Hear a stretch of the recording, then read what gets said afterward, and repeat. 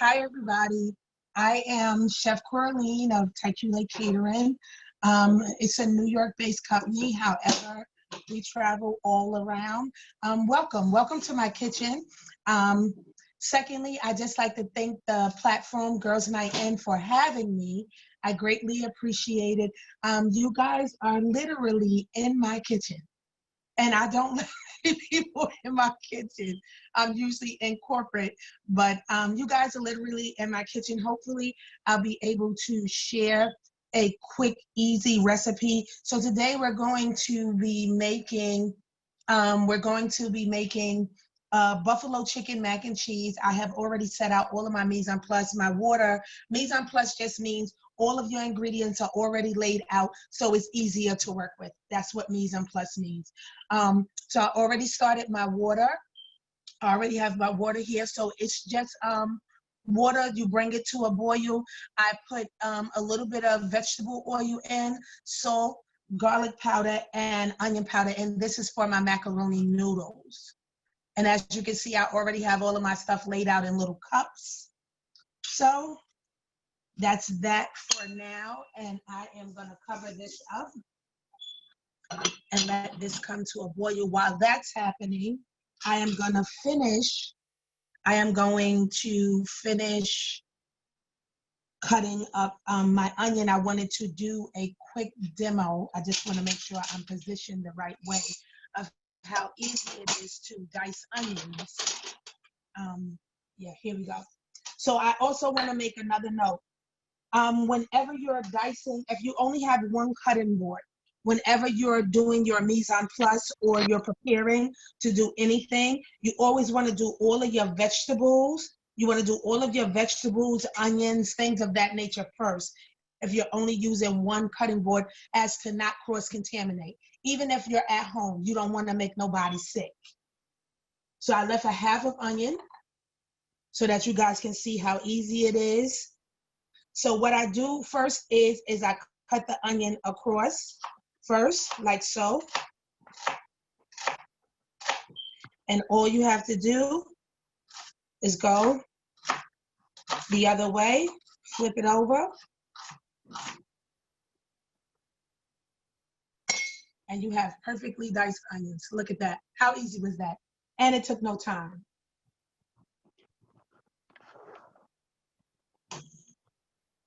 Took no time at all.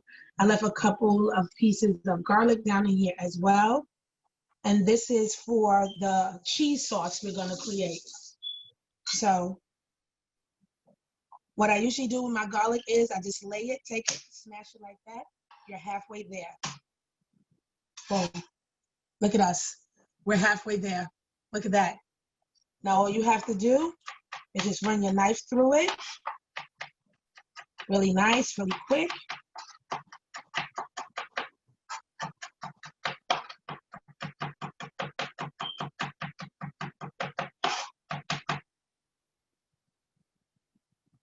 This is a chef knife, by the way, just in case anyone is interested.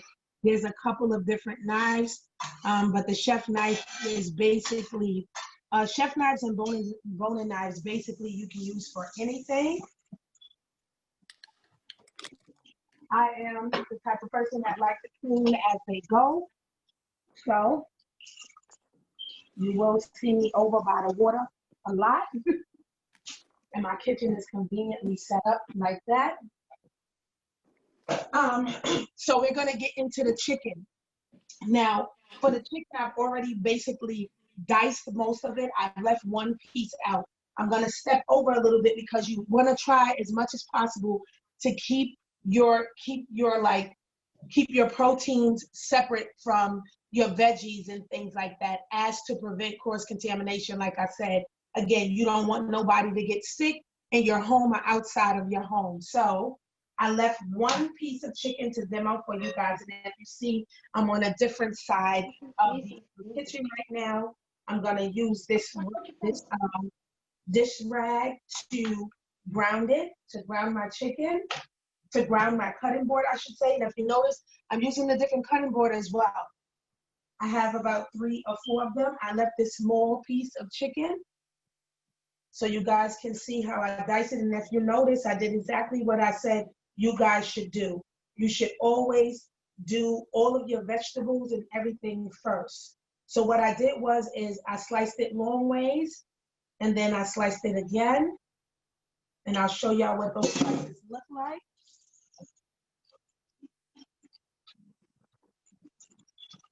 And if you notice, I wash my hands immediately after touching the chicken.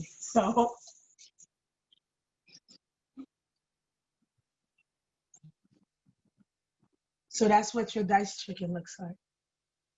There we go. This in.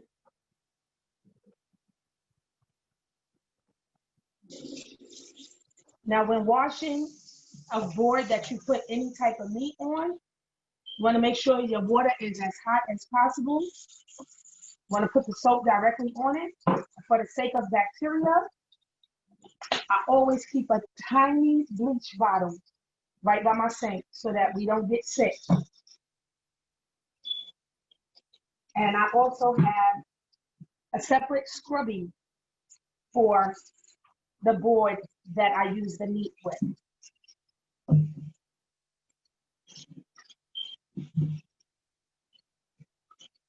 So we're gonna get into seasoning. We're gonna get into seasoning the chicken now.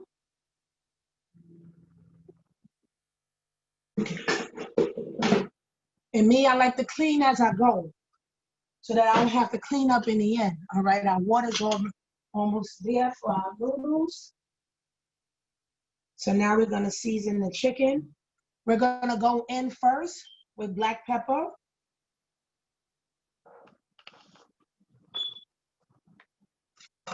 Oh, look at that.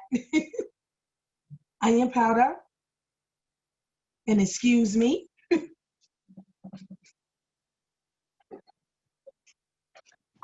Y'all get to see the big container. Garlic powder.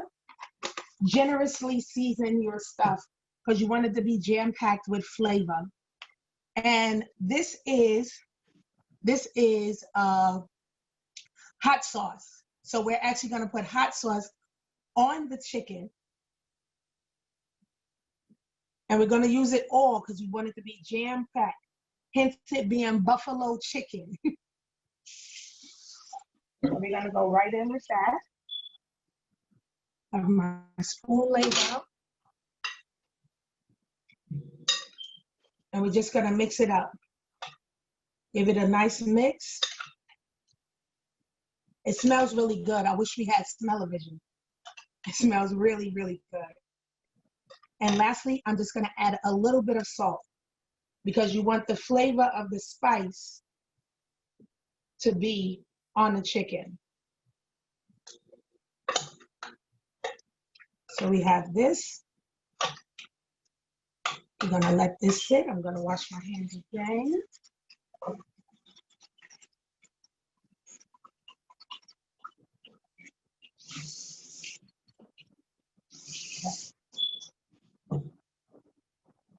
And we are going to get right into the pasta cooking. Now, most elbow noodles only take between 7 to 10 minutes to cook. I like mine like al dente because we are going in the oven with this and I do not want to overcook them. So mine will most likely be no more than an 8-minute cook. Laura, I do have a question for you. I'm listening, tell me. Do you have a favorite brand and or flavor of hot sauce? So for me, Red Devil is my favorite because it's just what I was raised on. But I've used quite a few. I'll tell you exactly what I'm using today, though. I have a few. So today, I am using a Berman's brand of hot sauce. However, in my cabinet, I have these as well. So it depends on your spice level. How spicy you like it, if you like spice and flavor, if you like spice hot or spice sweet. It depends on your spice level. So, all right, there we go. All right. Okay, so I'm stirring up the noodles now to get all the seasoning through the noodles. And like I said, you want to leave this for maybe no more than 8 minutes once the water have come to a complete boil. And you just want to stir it so that it don't stick together. I'm gonna put my top back on it and we're gonna get into the meat cooking now.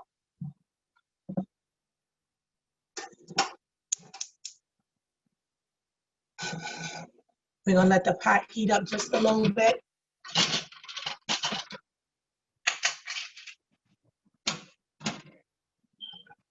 And just for the sake of having them, I taste my food as I go, so I have quite a few tasting spoons. If you at home, you don't have to, you cook in the house for your family, you don't have to go through that. But for me, I taste everything. I have to make sure that everything is seasoned properly and things like that. So I taste everything. So I always keep a bunch of, spoons around. Okay. And as soon as I feel like my pan is hot enough, we're gonna go right in with the seasoned buffalo chicken.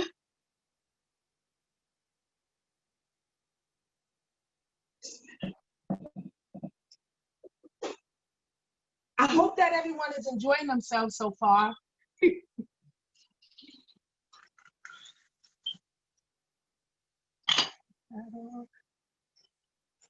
And just for the sake, just so you guys know, I have my fire on a 4 if you have numbers. So this would be like a medium high if you have numbers. If you don't, it will be right at the medium on your dial on your stove.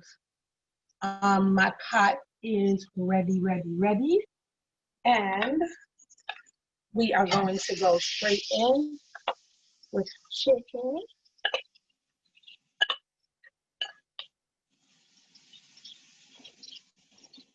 And because this is chicken, I have a separate spoon for the chicken. Look at us. Look at us. We're cooking, guys. Look at us. We cooking. Thank you guys just for spending time with me. Just for being in my kitchen. Thank you for spending time with me. I appreciate it. I really do. I hope everyone is well too with, us not being, us not knowing what's going on with this whole COVID situation. I pray everyone, families and loved ones are all well in these times of uncertainty. So I am going to give this a stir with my same spoon, and I'm going to cover this up. Lynn wants to know, what did you put the chicken in? So the chicken, what is she asking? What I put in the chicken? I want to make sure I answer this correctly. What did you put the chicken in? Oh, I'm sorry, y'all couldn't see. In my skillet, in my pan, and a frying pan. I'm sorry. So the chicken is in a frying pan, and my noodles is in a saucepan. How many years have you been cooking? Do you really want to know? I have been cooking professionally.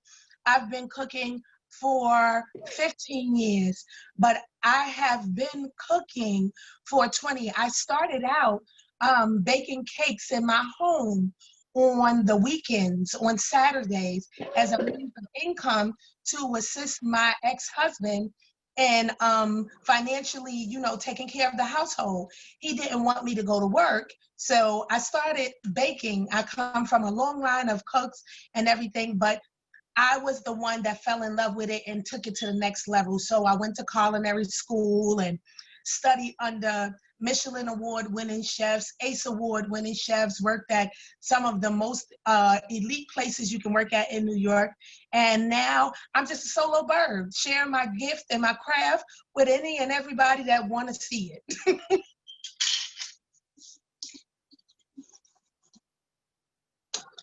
Our noodles are about done. Like I said, and I'm about to show y'all a big chef secret. I'm about to show y'all a chef secret.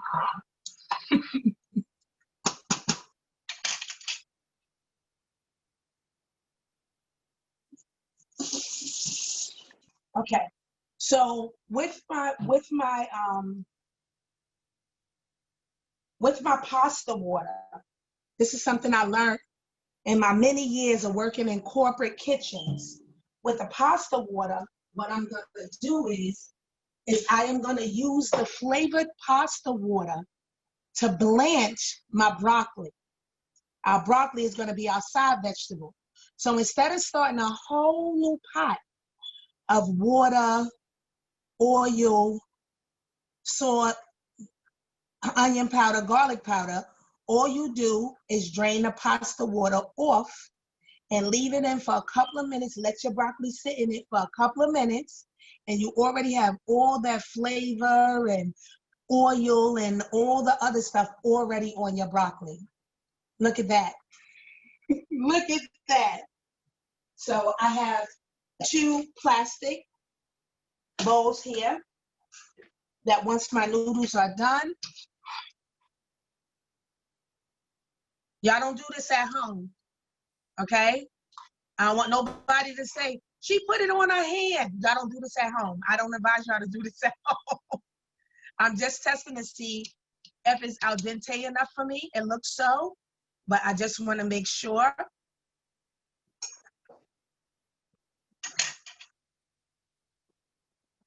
Yes, so it's perfectly al dente. And I'll give y'all another secret.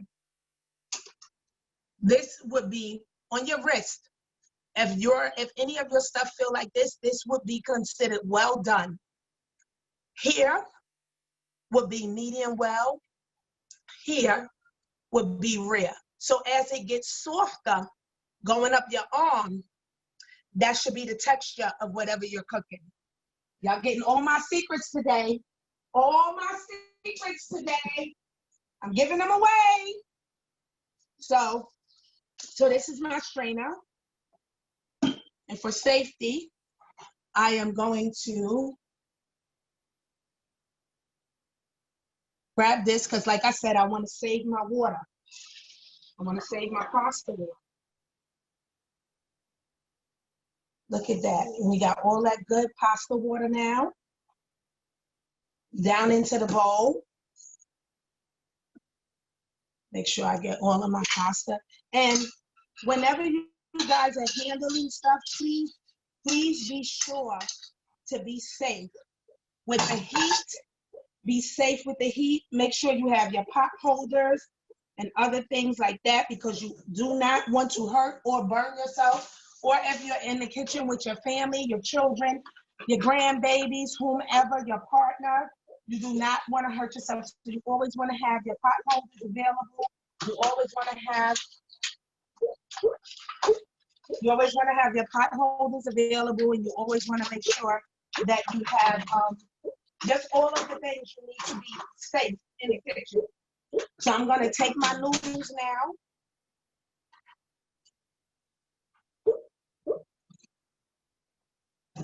Put them over into this. Just a regular basic aluminum pan. I'm going to set my aluminum pan in here. And now we are going to use the water, like I said. Use the pasta water.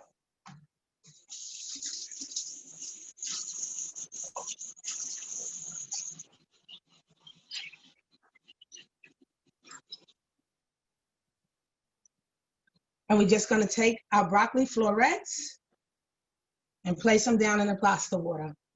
And now you got all that good flavor going on your broccoli. If you do it like this, you want to let the broccoli sit for maybe about 3 time-wise, 3 to no more than like 4 to 5 minutes, 3 to 5 minutes at best.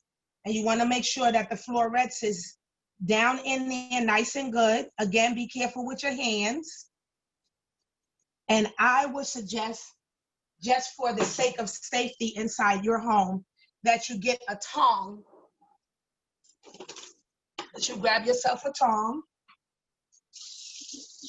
because the pasta water is hot, but my hands are ancient, but for the sake of safety. Yep. So you just let that sit now, and I already have a top ready. So now you're basically steaming your broccoli in the pasta water. Look at us, we doing stuff.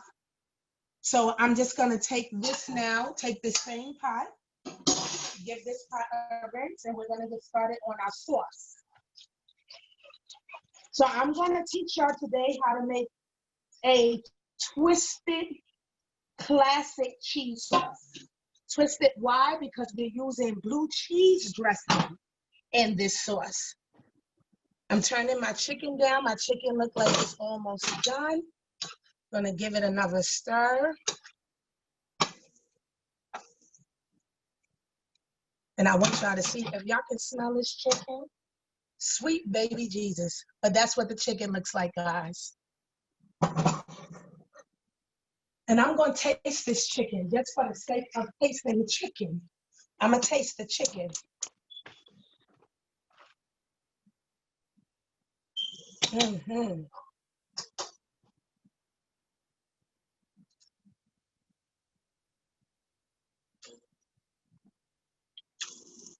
Mm-hmm. That's it. That's it right there. That's it. It gets no better than that, y'all. It gets no better than that. So here, what I'm gonna do with this is I'm just gonna take a little bit of oil, right? This is how you keep your noodles from sticking as well. Take a little bit of oil, a tiny bit of oil, just a little bit. This is vegetable oil, by the way. Take a tiny bit of oil and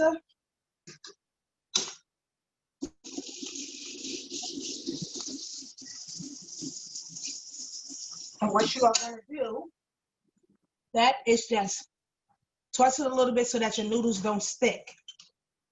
Okay? Toss a little bit so your noodles don't stick. So now what we're gonna do is we're gonna go in with butter. So this is how you create a roux. This is unsalted butter. Let me make sure I'm giving y'all the butter that I use today. This is a Wesley Farm butter that I'm using. And yes, this is 100% fat. You need the fat for your cheese sauce. So that goes in, and for the sake of argument, this was a quarter of a pound, which is 4 ounces of butter. And you're gonna let that cook down. My fire right now on this eye is at a 3, because you don't want the butter to brown. You just want it to cook down. So we're at a 3. I'm grabbing my whisk because we're gonna need to whisk in the flour when we're ready for that. For us, Yeah. someone from Facebook Live wants to know how long did you cook the chicken for? I cooked the chicken, I want to say for about 12 minutes, but it's in chunks. Let me get a fork so I can show you the size of the chunks, because it cooks quicker.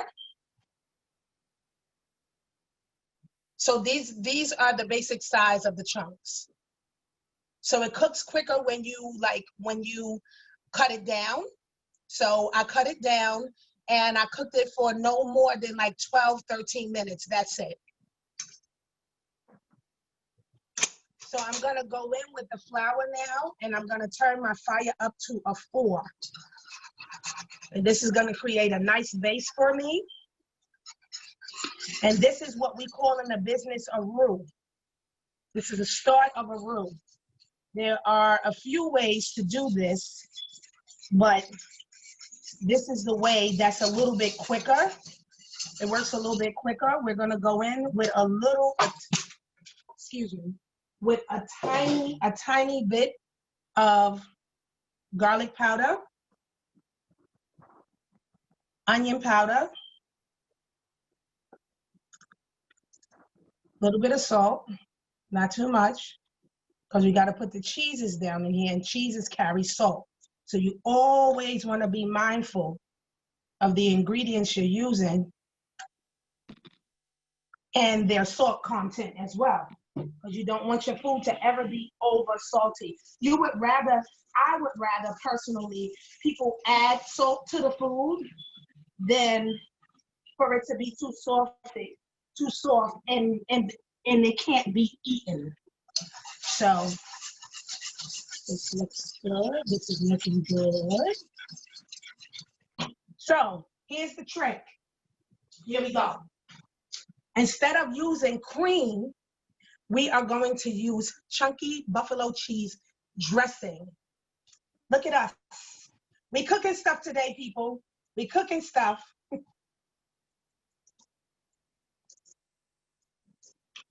And my fire for this is still at a 4. We're going to leave it at a 4 for now.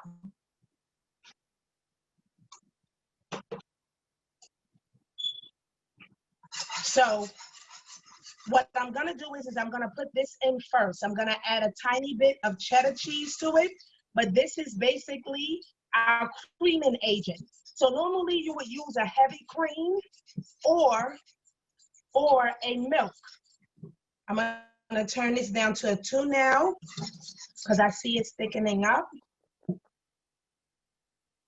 And here y'all go getting another one of my secrets. Just so we're clear, this is a full fat recipe. There are adaptations to this, meaning you can make it vegan. They have, you can use almond milk. They also have like cashew cheese and stuff like that. So it is adaptable.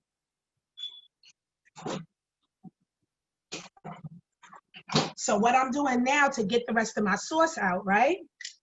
It's just taking a little bit of milk, pouring it inside, because it's all in the cream family.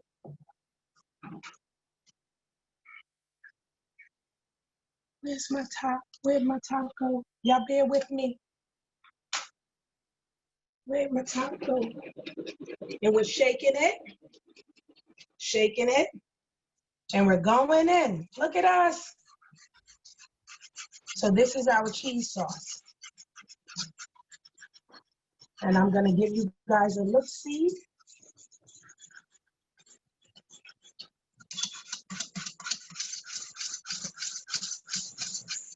So you guys can see what the sauce looks like.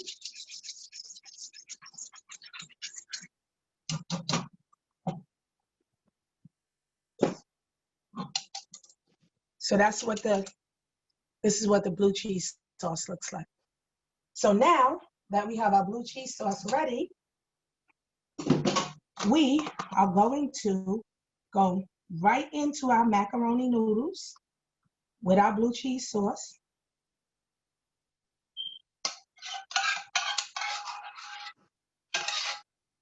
This was our noodle spoon. I'm gonna give this a little mix. Y'all look at this. My family gonna be happy this evening. Gonna be real happy. I'm gonna give this a little mix. We are a cheddar cheese house. I already laid out some cheddar cheese. So I'm just gonna put a little bit of cheddar cheese in here. This is not for you if you're on any type of diets, because this is full on fat. So if you're on any type of diets, chuck it out the window. The diet is on. And what I'm gonna do now is wash out my strainer so I can strain off just some of the liquids on the chicken.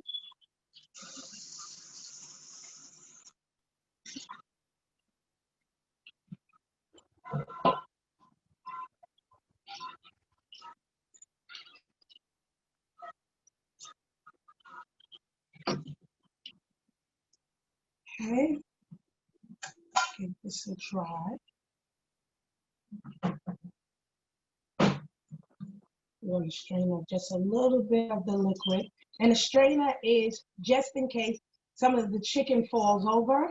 You want to leave just a little bit of the liquid on the chicken for the spice. Look at us cooking and stuff, cooking and things. Okay, and now we're gonna mix it all together.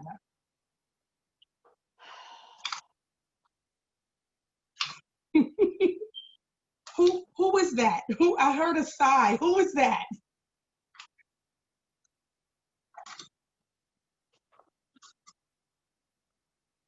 So we're mixing it all in together.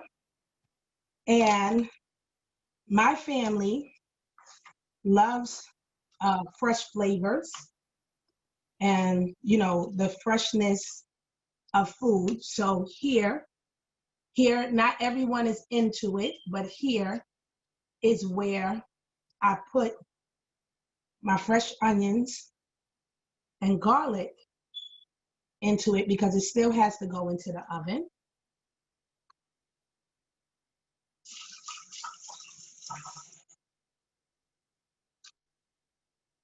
And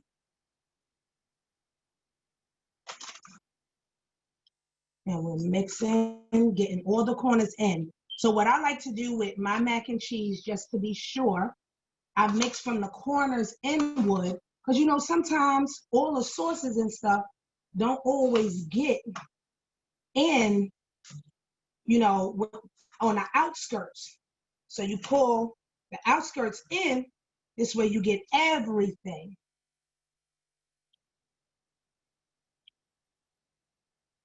And for the sake of argument, I'm gonna give y'all a taste for the sake of argument. So I have some chicken as well as the mac and cheese. Come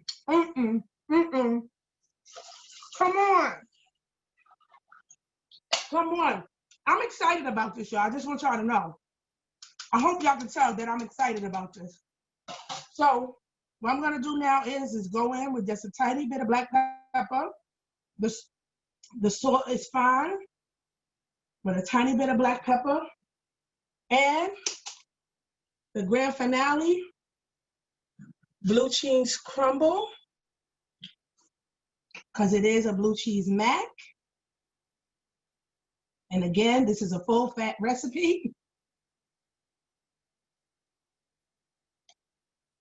And that goes right on top. And like I said, we love cheddar cheese. So we're just gonna put a tiny bit of cheddar on it. And this goes in the oven. Look at us. Look at us, people. We cooking. And for the sake of argument, I had preheated my my oven at 390. It's going in the oven on the bottom rack, dead center of the bottom rack. So everybody's oven has what's called the sweet spot. So mine is bottom middle. In my big kitchens, what I used to do is I had a specific oven set for certain stuff. So meat, you know, if I was roasting vegetables or whatever. So I'm gonna drain this water off now because our broccoli is ready. And anytime you blanch broccoli florets, it should always be this pretty bright color, that pretty bright green. And I'm going to taste this for y'all as well. Don't need nothing. Look at that. We done cooked up the whole thing now. So I'm going to put this to the side. And with the macaroni and cheese, you want to leave it in the oven for maybe about, depending on how high your oven is. If you're a 350 cooker, you want to cook, meaning the temperature of your oven is at 350, you want to leave it in for maybe about 25, 30 minutes. If you're a 390 cooker, you're at about 15 to 20 minutes in the oven. So While all my stuff is going, I'm gonna start doing dishes. And you guys, please make sure you ask questions. Ask as many questions as possible, please. I'm here to answer them as I chew and do dishes. So please answer questions. Ask questions. I'm here to answer them. Do you ever use vegan cheeses? Do I ever use vegan what, my love? Tell me. Cheeses?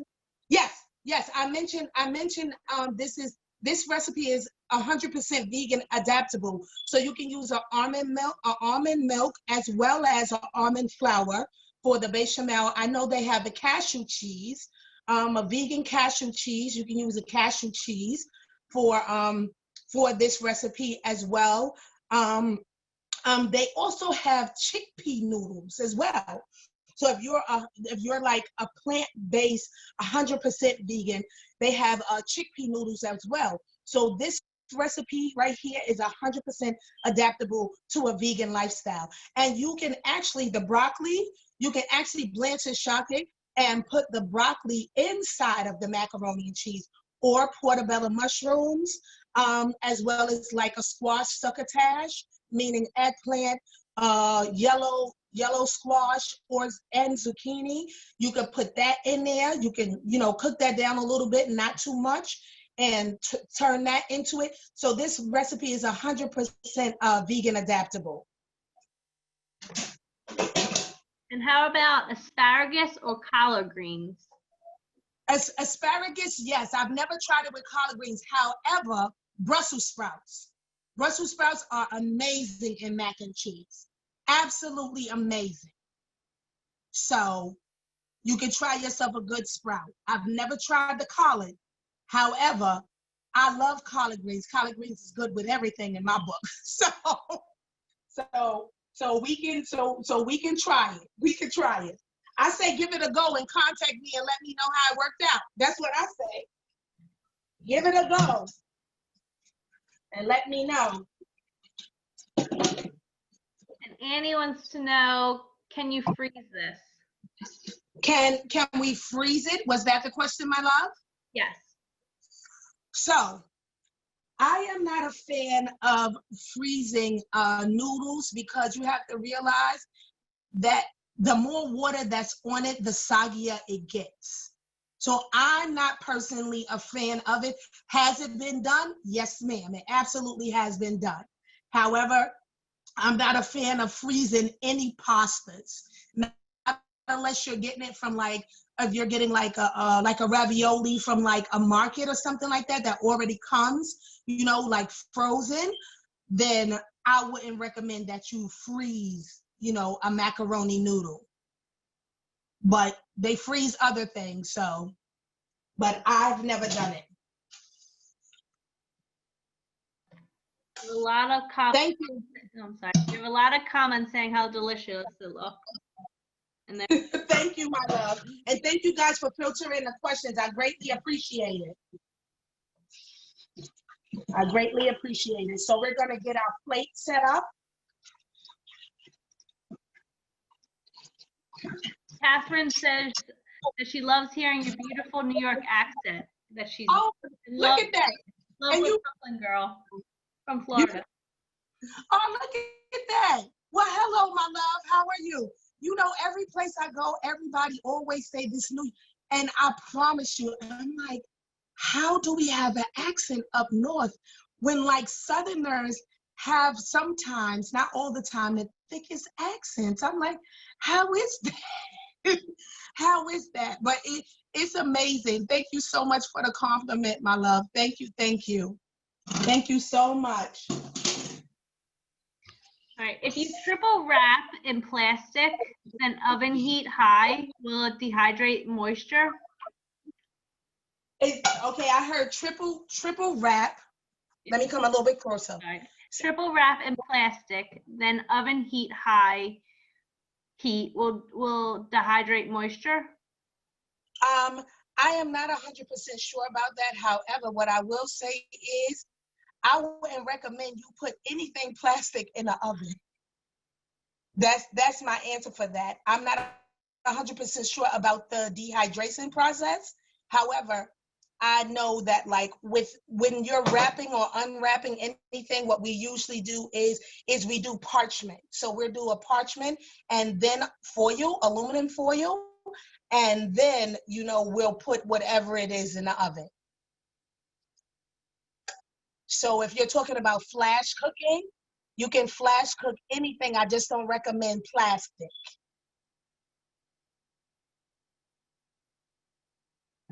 I recommend parchment. Parchment paper is better. Sorry, she meant triple wrap.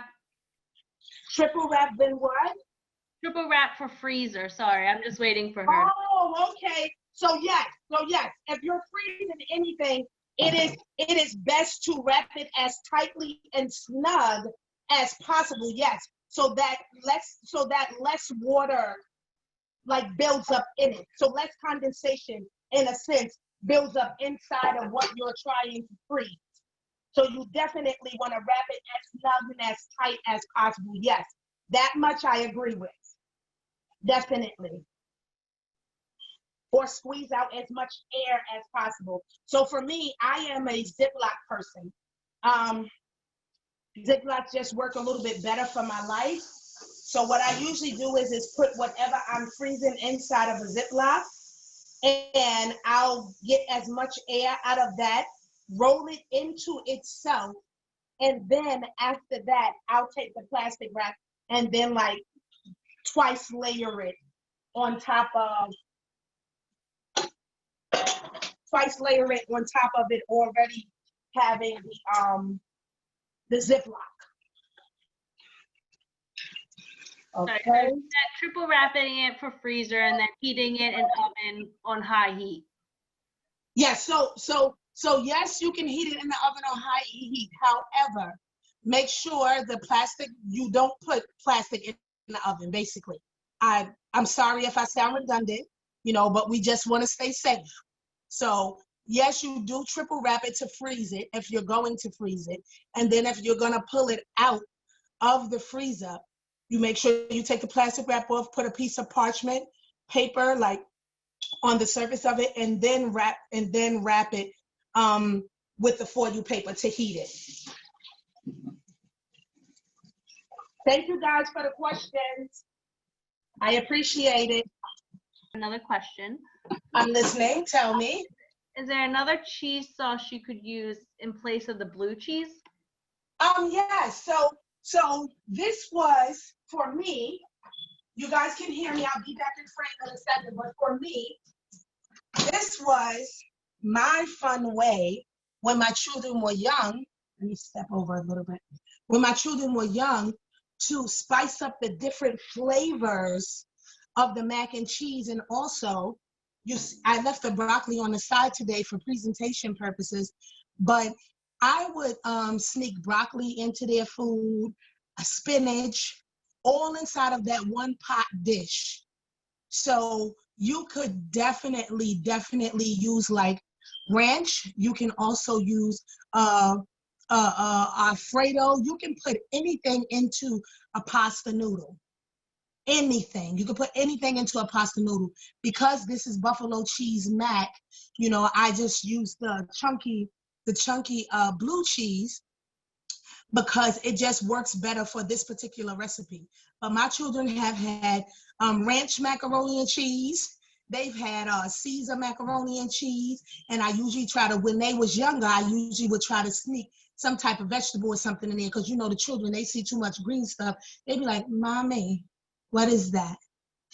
So I just used to sneak everything into a one pot dish. And that's how I used to get them to eat all their stuff. Hello, handsome. I love you. My love just walked in, y'all. So we're gonna pull. Oh, look at this macaroni and cheese. Y'all, come on, people. About to show y'all this goodness. Putting on my oven mitts. About to show y'all all this goodness. Oh, sweet baby Jesus.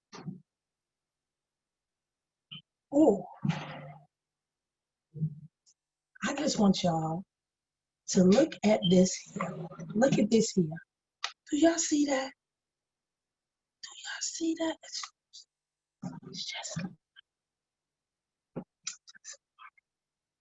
It's just, oh, ha. So what I'm gonna do now is, I had earlier pulled down one of my show plates, one of my white show plates.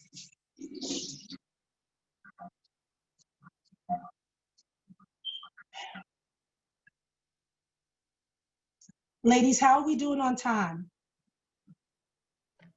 We're good. We're doing okay? Yep. Okay, perfect. Okay, perfect. All right. So I'm gonna pick up one of my spoons now.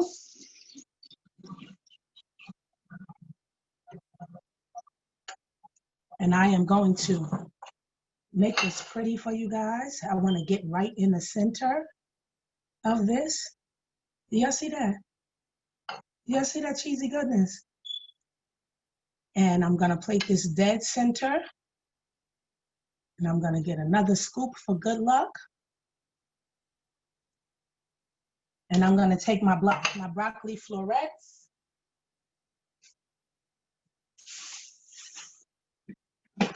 That are still nice and warm, and put them right to the side.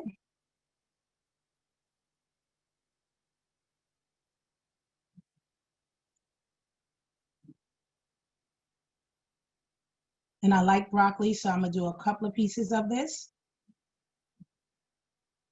because this is for me.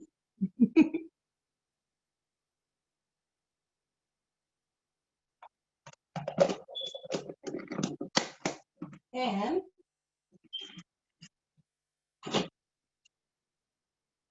for the purpose of the screenshot, I'm gonna be a little fancy for y'all, just a little bit fancy.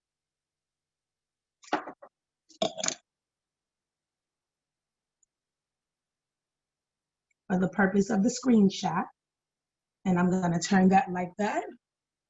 And voila. So there you have it. And just so we know, roses are safe. Roses are actually edible, hence rose water. So roses are safe if you're trying to be a little bit swanky. Roses are safe to plate with your food, as well as, what is this? I want to say it the right way. Carnations. Carnations you can also plate with your food.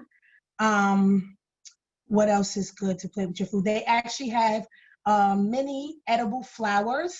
So if you just want to be a little bit swanky, you can't get to none of that, you can do it. You can present it as I presented it as such, or you can actually pick the rose petals and just gently lay the rose petals sort of as a border, and it looks just as pretty, just to give the plate that pop of color. So there you go. Now I'm gonna eat some of this for y'all. I wish we had smell-o-vision or something, you know, so I would be able to share with you guys. But here we go. So we are gonna get into it. So I'm taking some of my broccoli. Mm-hmm. Mm-hmm. Y'all see that cheese? Y'all see that cheese? Look at that cheese. Something else.